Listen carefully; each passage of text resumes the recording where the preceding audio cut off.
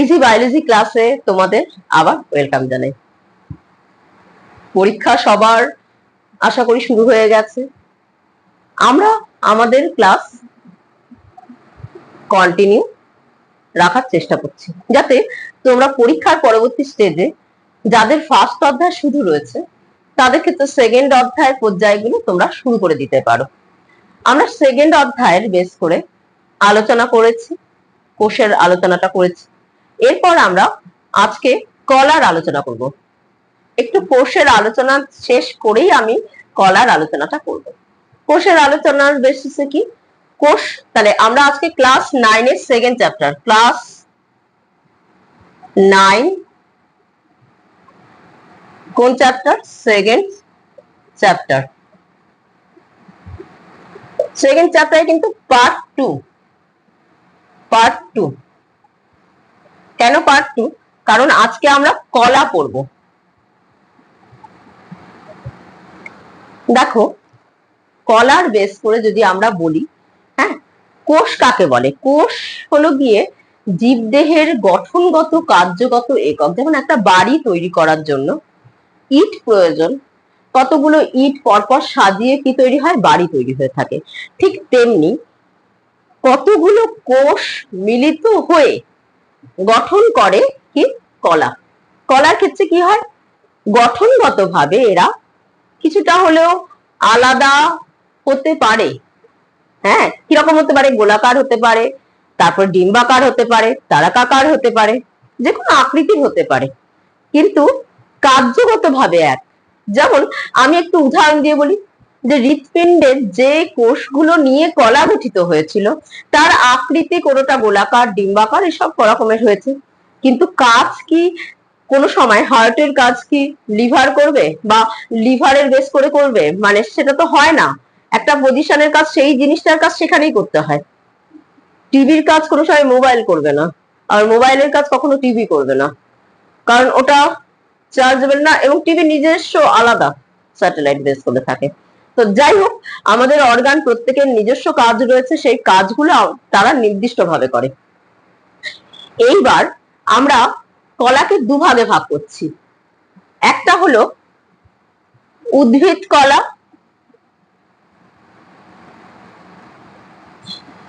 কলা, আরেকটা হলো প্রাণী কলা। ঠিক আছে, তাহলে উদ্ভিদ কলা আর প্রাণী কলা যে দুটো ভাগে ভাগ করছে, আমরা প্রথম আলোচনা করব বেসিক ধরে, সেটা হলো উদ্ভিদ কলা। উদ্ভিদ কলাকে ভাগ করেছে দুটো ভাগে। একটা হলো গিয়ে ভাজক কলা,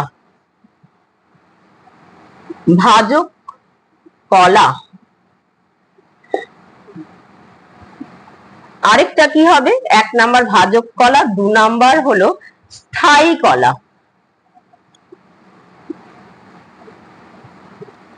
ভাজক কলা মানে যে সব কলা বিভাজনে সক্ষম, মানে বার ওরা বিভাজিত হয়ে কোনো গাছকে লম্বায় বৃদ্ধি করতে পারে, মূলের দিকে বৃদ্ধি করতে পারে, মানে সাইডে প্রস্থে বৃদ্ধি করতে পারে, এই কনসেপ্টে।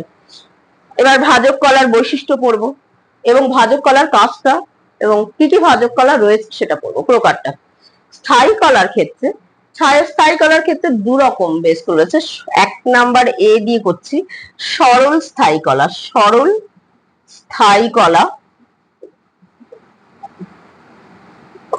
আর বি জটিল স্থায়ী কলা। তাহলে সরল স্থায়ী কলা আর জটিল স্থায়ী কলা দুটো ভাগে ভাগ করছে।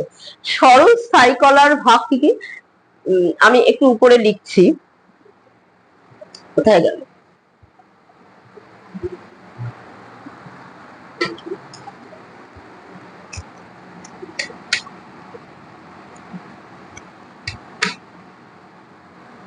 দেখো, তার মানে স্থায়ী কলা কাকে বলে জিনিসটা আগে বলে নি।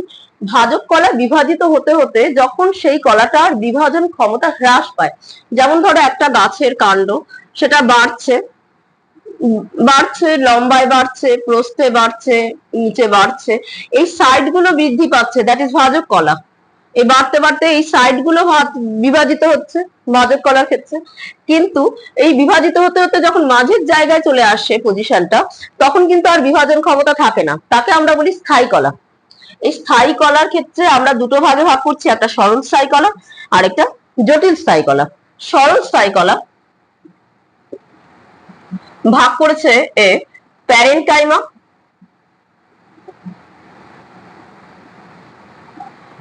কাইমা, 2 কোলেনকাইমা, কাইমা, আর সি স্ক্লেরেনকাইমা, স্ক্লেরেনকাইমা। তো এইগুলো যদি তোমরা লিখে নাও এবং এদের কি পড়তে হবে সেটা আমি বলি। প্রত্যেকের কাছে সাতরা ছায়া বই রয়েছে, তোমরা সেই বেসিসে যেগুলো আমি বলছি সেই ধরে ধরে পড়ো, আশা করি অসুবিধা হবে না। তো এই পার্টের তোমরা পড়বে বৈশিষ্ট্য, দেখবে পার্থক্যের মতো করে আছে, বৈশিষ্ট্য পড়বে আর কাজ পড়বে। মোটামুটি 3-4টে বৈশিষ্ট্য আর কাজ মোটামুটি 3-4টে যদি পড়ো পাওয়া যাবে, ঠিক আছে, ভালো করে পড়বে। এছাড়া আরেকটা যেটা রয়েছে জটিল স্থায়ী কলা, তাহলে আমরা লিখলাম সরল স্থায়ী কলা, আরেকটা এটা এ দিচ্ছি, হ্যাঁ, আর বি দিয়ে লিখছি জটিল স্থায়ী কলা, জটিল স্থায়ী কলা। এই জটিল স্থায়ী কলাকে দুভাগে ভাগ করা হয়ে থাকে, ঠিক আছে, দুভাগে ভাগ করছে। এ দিচ্ছি একটা হলো গিয়ে জটিল স্থায়ী কলা জাইলেম, আর বি দিচ্ছি ফ্লোয়েম। তোমরা জাইলেম ফ্লোয়েমের কথা ক্লাস 8-এও পড়েছো, 7-এও বোধহয় কিছুটা একটু আগে শুনেছো। জাইলেম আর ফ্লোয়েম, জাইলেমের 4টে পার্ট আছে, আবার ফ্লোয়েমেরও 5টা পার্ট রয়েছে। কিরকম? জাইলেম হলো ট্রাকিট, ট্রাকিয়া, জাইলেম প্যারেনকাইমা আর জাইলেম তন্তু, এই 4টে ভাগে ভাগ হচ্ছে। এটা জাইলেম মূলত মৃত সেল দ্বারা গঠিত, মৃত সেল, ব্যতিক্রম আছে কিন্তু, হ্যাঁ। আবার ফ্লোয়েম হলো সব সজীব, আবার এর মধ্যেও ব্যতিক্রম আছে। তাহলে জাইলেমের 4টে ভাগ দেখবে পার্থক্যের জায়গা রয়েছে, জাইলেমের ট্রাকিট, ট্রাকিয়া, জাইলেম প্যারেনকাইমা, জাইলেম তন্তু, এই 4টে ভাগে ভাগ করছে। তার মধ্যে কি কি বললাম? জাইলেমের ট্রাকিট, ট্রাকিয়া, এখানে যে জাইলেম প্যারেনকাইমা বলছি এইটা হয় হলো গিয়ে সজীব, জাইলেম প্যারেনকাইমা। তাহলে জাইলেম প্যারেনকাইমা কি হয়? সজীব হয়, কারণ আমরা এর আগে বলেছি সবই মৃত, তার মধ্যে একটা গিয়ে পড়েছে সজীব। আর ফ্লোয়েমের ক্ষেত্রে শিবকোষ, শিবনল, সঙ্গীকোষ, ফ্লোয়েম প্যারেনকাইমা আর ফ্লোয়েম তন্তু, এদের মধ্যে সবই সজীব, একমাত্র বাসতন্তু বা ফ্লোয়েম তন্তু হলো মৃত। ফ্লোয়েম তন্তু মৃত। এইবার পরীক্ষায় এই ধরনের বেশ করে আসে কোনটা সজীব কোনটা মৃত, এদের মধ্যে ব্যতিক্রম কোনটা আছে সেটা ভালো করে করতে হয়। এইবার জাইলেম ফ্লোয়েম নিয়ে একটু কনসেপ্টটা বলা যায়। জাইলেম হলো কি?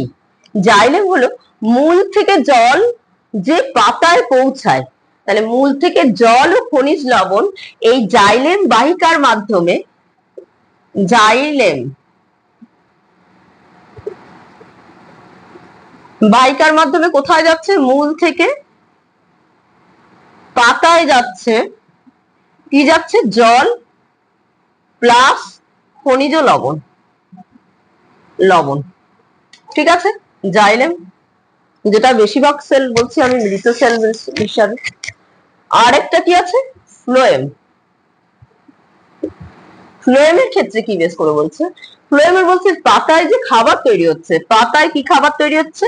C6H12O6, মানে গ্লুকোজ জাতীয় যে খাবারটা ফ্লোয়েমে তৈরি হচ্ছে সেই খাবারটা সারা জায়গায় ডিস্ট্রিবিউট করে দিচ্ছে। তার জন্য জাইলেমে দেখা যায় ঊর্ধ্বমুখী পরিবহন, আর ফ্লোয়েমের ক্ষেত্রে সব দিকেই পরিবহন হয়, কখনো ঊর্ধ্বমুখী, নিম্নমুখী, তির্যক, সব দিকেই পরিবহন হচ্ছে। কি কেন কি ওরা তো খাবার পরিবহন করে নিয়ে যাচ্ছে।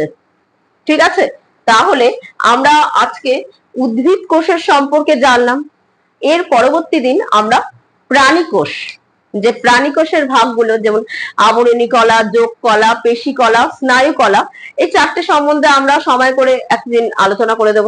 তোমরা কিন্তু আবরণী কলা, যোগ কলা, পেশি কলা, স্নায়ু কলার কি কি পড়বে, এই চারটের ক্ষেত্রে প্রত্যেকটার অবস্থান কোথায় রয়েছে আর তার বৈশিষ্ট্য, কাজটা ভালো করে করবে। ঠিক আছে, আজকের জন্য এত অবধি রইলো। চ্যানেলটা ভালো লাগলে শেয়ার করে দেবে, সাবস্ক্রাইব করে নিজের নোটিফিকেশন যাতে তুমি পেতে পারো, কারণ আমরা পর টানা কন্টিনিউ আমরা ক্লাস করে যাব।